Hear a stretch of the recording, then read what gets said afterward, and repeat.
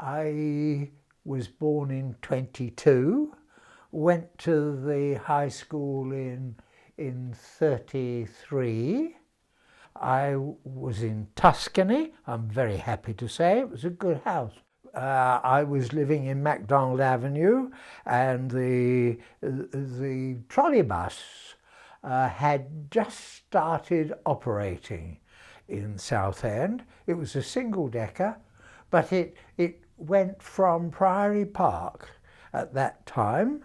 So I walked down to Priory Park and took the trolley bus to very close to the high school at that time in the centre of the town.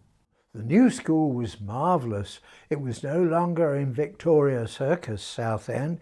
It was out on the fields, quite close to my home, Prettywood Chase way. And it was delightful to see that there was a science block and a literature block kept well away from us in the distance.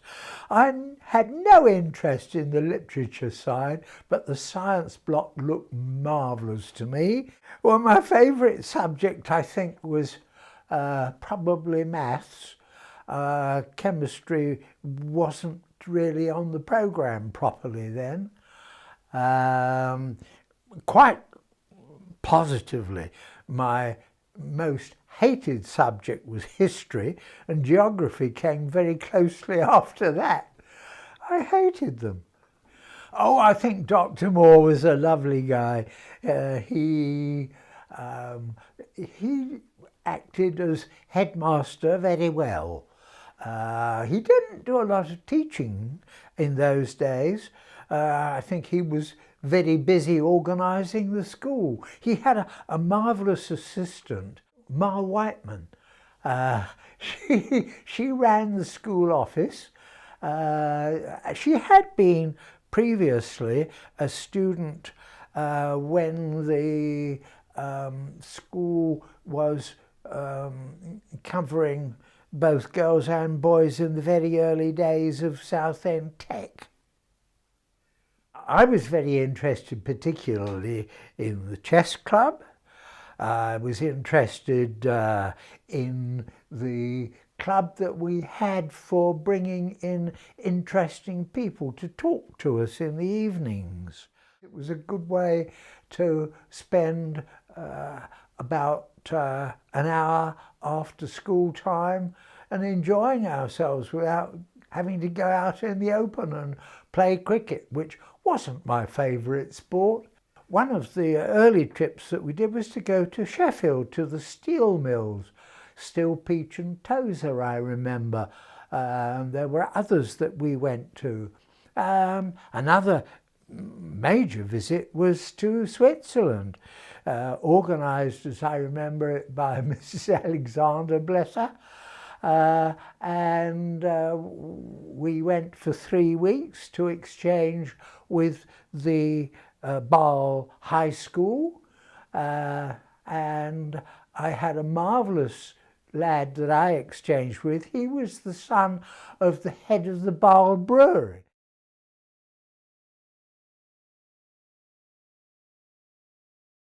The war had been going on for, what, about 9 months or so, and we were advised that we were going to be evacuated away from the coastal area because the evacuation of Dunkirk had probably got to the point where we thought that maybe the Germans were going to invade that part of the coast, and therefore all the school children were evacuated from Southend and along the Essex and Kent coast. The evacuation was very straightforward. We got out of the train in Mansfield and were met by a variety of people who had offered to look after us. And I was hosted by the Bradders. who lived out in sort of northwest Mansfield. It was an interesting experience.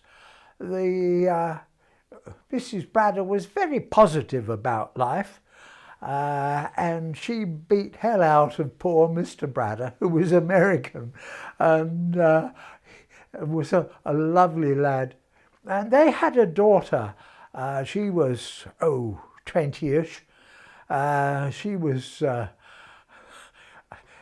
a lady who enjoyed going out in the evenings. Working at the shoe factory as she did during the day was just a method of getting money for her to spend it every evening. But it wasn't exactly the most friendly environment. They did all that was necessary, and Mrs. Bradder cooked very well, to be honest. But I was delighted to get the chance of moving, and I went to the Wettones, who had previously looked after two of my friends who had gone on to college and were interested in somebody else. And it was marvellous. They were two retired sisters, both spinsters. Doris had been secretary to the managing director of Selfridges and was a very good cook. The other one, Helen, was the headmistress of a specialist school, looking after children who have had various problems. She was absolutely marvellous, and I spent best part of a year there, right through to finishing my third year in the sixth. The school at Mansfield, which was Mansfield Grammar School, was very good place for us to be, I suppose. Obviously, they were fully occupied by their own students, but these students had to be restricted to only the mornings, and that allowed us invaders to occupy the school during the afternoon. Although I was a prefect at the time, there was very little to be done during the first few weeks at Mansfield, except to study hard for my higher schools for the few weeks that were available.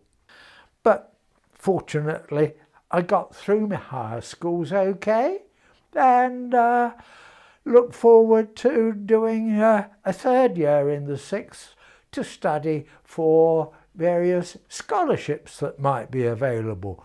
I really wanted to go to Imperial, and it took some time before I actually got a scholarship, unfortunately, in physics.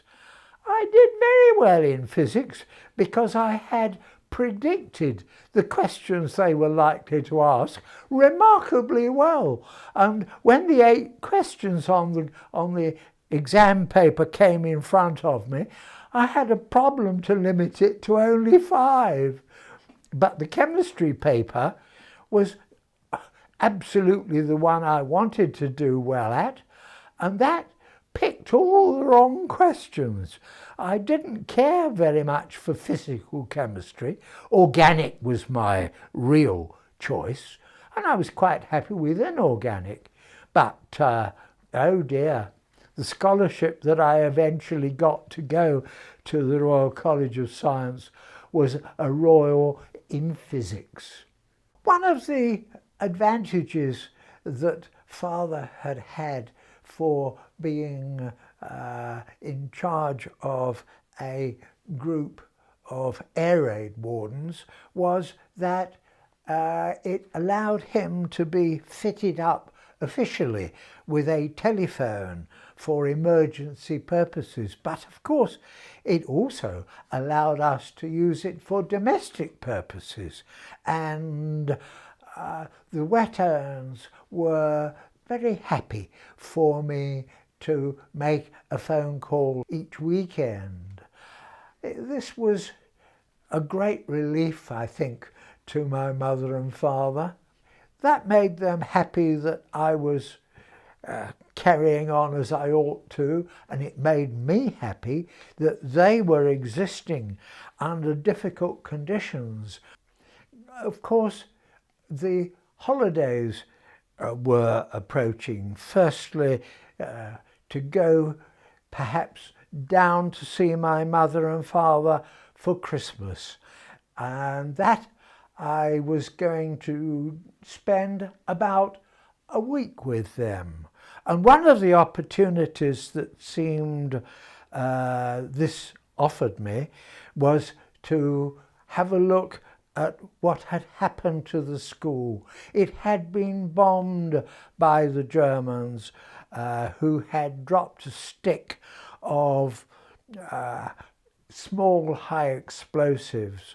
One of them knocked the science block badly. Another went into the gym. The third went into the central admin block and completely hit the library. Now, I, of course, had been librarian at the school for a couple of years, and it occurred to me that going down to Southend, perhaps I could sort out some of the damages that had occurred and find the sorts of books that ought to be saved particularly. Couldn't be everything, but I packed 2 or 3 crates of books that were then sent back to Mansfield to the school. Overall, my time at the Wetterns spent with them was absolutely marvellous. Apart from anything else, although I spent much of the time studying, all the social life was first class. I mean, Helen looked after me and drove me around in the car when she had petrol available, but Dorothy was so good at cooking. Her meals were marvellous. They were such lovely people that when it came for me to leave, I was quite sorry to leave them. I had a farewell party at their house. I remember that Helen produced a bottle of champagne to celebrate that I had been there and that I was going away, and that hopefully they would see more of me in the future. They were lovely people. Regretfully, I didn't seem to see too much of them afterwards. I know that Dorothy died and Helen kept on living quite well. I visited her 2 or 3 times in following years.